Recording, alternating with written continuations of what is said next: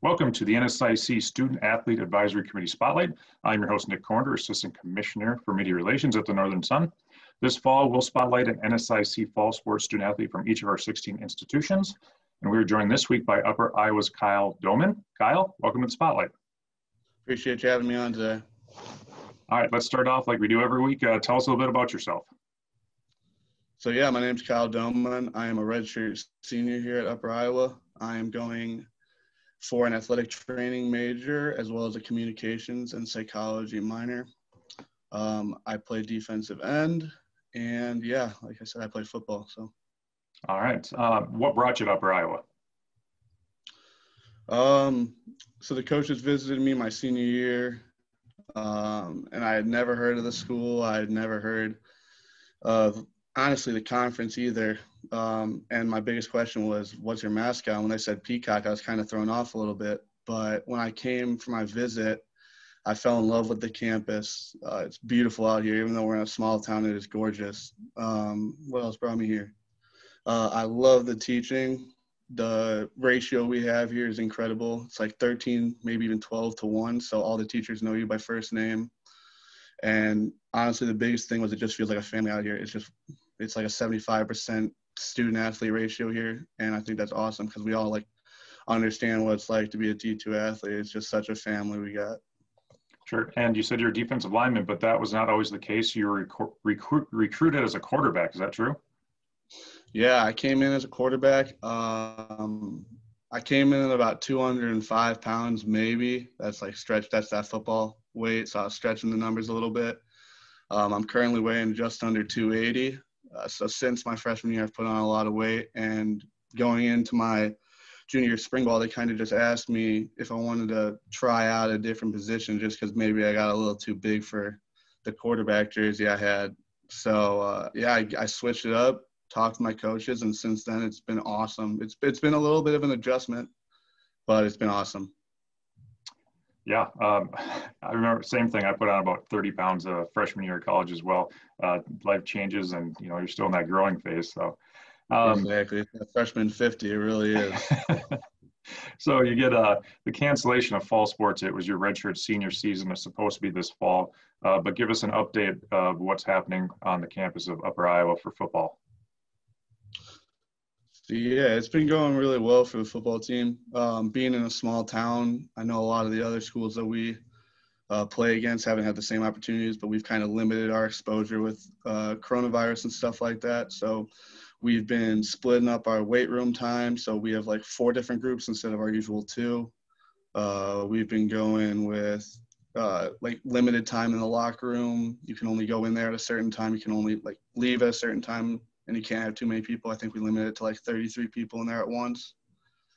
And yeah, a lot of the teams on campus are doing that, but football, we really, even at practice, we'll split up when defense and offense are on one side of the field or not. So we limit our practicing scrimmage-wise out there. So it kind of is like an adjustment period, but it's been a nice experience since we've still gotten to go out there for our fall, fake spring ball season in the fall. Sure. And now COVID affects everyone differently. Tell us how it's most affected you as a student athlete.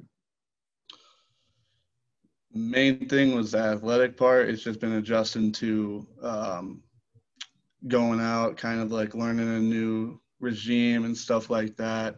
As a student going in, I was all online anyway, so I've kind of been doing all my homework at home anyways. I was obviously put into quarantine for a while, so that was a big effect. Big point of emphasis was still doing all my homework and doing all my work while I was at home and watching as much film and stuff as possible. So we've been trying to keep everybody healthy, and that's the most important part. So big thing is adjusting to the new scheduling we got with all our classes, locker room, facilities, and all that. Sure. Now, you're a member of the Student Athlete Advisory Committee down there at Upper Iowa. How did you become a part of that committee? My freshman year, I was pretty close with some of the upperclassmen. And second semester, the head guy from our football team, Tanner Thompson, he used to play here. He asked me, hey, just come to this meeting on Wednesday. Just come check what it's about. and see if you want to join. I said, okay. So I came up one day, and I just really liked everything they supported, everything they were for. I liked having a say on campus, and I liked kind of being one of the front guys for football to like talk to the higher ups of our facility or our campus and even the NSIC. So some of the initiatives, I know you had a big one this past week. Tell us a little bit about that during Mental Health Awareness Week. So yeah, we had a big mental health panel. We've been doing it for several years now. It's just a big thing where we bring up not only like faculty and staff, but we also bring up student athletes that you might be in the same grade as. So all the freshmen, all the sophomores, all the underclassmen all go, upperclassmen visit, and just kind of get like a look at it. And what happens is the people are up front and they get asked questions and they kind of tell their story about how they've dealt with mental illness and mental awareness and stuff like that. It's a really good thing to kind of talk to the athletes and even the regular students about, just because everybody kind of goes through it. It's something that could affect anybody. So there's always help out there for you. Yeah, great initiative by the Peacocks down there in Fayette. We already mentioned a couple of things why you ended up at Upper Iowa University, but tell us a little bit more about the attributes of playing in the Northern Sun Conference and Division II. The Northern Sun opens up a really good opportunity to play against some of the best talent across the nation. Even though we're D2, we still bring in kids that go pro in their respective sports. So every week we go out there, no matter who you play, it's going to be a challenge for every sport, not just football. Division II also opens up the opportunity not only to succeed at your sport, but it really gives you the opportunity to get once-in-a-lifetime educations, especially in the Northern Sun. We got some of the top schools in the nation. So not only does the NSIC offer a great opportunity for sports, whatever you may play, it really opens up your availability for getting a great education and furthering your future. Next question, any hidden talents or something people may not know about you? This was the hardest one to think about. Hidden talent, the best I could think of was I can like stand on the pedals of my bike and ride without hands, so I can like steer it with my legs and stuff.